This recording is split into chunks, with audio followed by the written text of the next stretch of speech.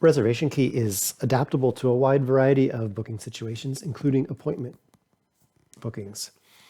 Here we have a client that has set up a pool with 4 different sessions, and each session can accommodate up to 75 guests. So using a hotel-style reservation page, the guest can search for the date of their visit, click search, and then select how many guests for whichever pool session they want to use. Just click number of guests, click 4 guests, and then add to reservation. And then we can see there are the selected time slots. And then click make reservation. If we wanted the person to pay, there'd also be a credit card fields on that form. And then their payment could be taken right at the time of booking.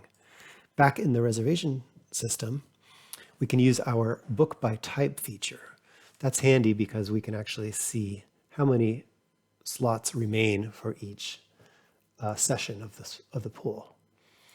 This is our standard view of the calendar where you can see the actual names of the guests that are booked into each slot for each session. But if we use book by type to reserve big groups especially, it's much faster. And it's also a handy overview to see how many slots remain. So here on today's date, November 17th, at 12 o'clock, we can see 27 out of 75 slots. So we have 27 spaces remaining for that session. If all spots are taken, then it shows as an X, which is booked. To make a reservation, just click the calendar and select how many slots you would like. And then click add reservation. And so instead of selecting all 4 spots individually, you can just select the type and then click save.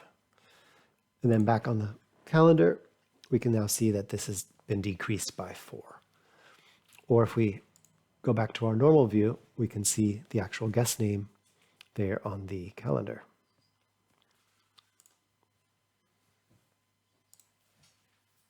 So that's really all there is to it, using our internal calendar, book by type, and hotel style reservation page.